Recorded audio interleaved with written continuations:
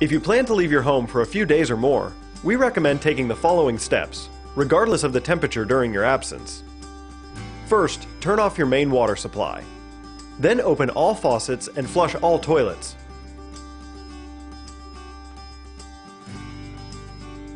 Put pink or RV antifreeze in drain traps, toilet bowls, showers and tubs, and your dishwasher.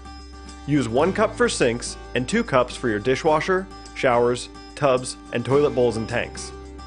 This will prevent the unpleasant smell associated with sewer gas from entering the home, as well as prevent frozen pipes in case of cold weather.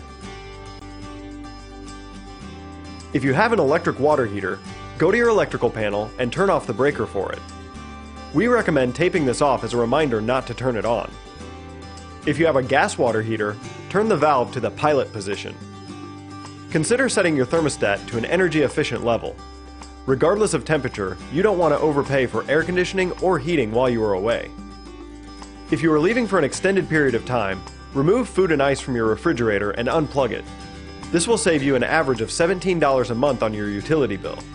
Finally, give your home the appearance that someone is still there by using timed outlets to turn lights on and off.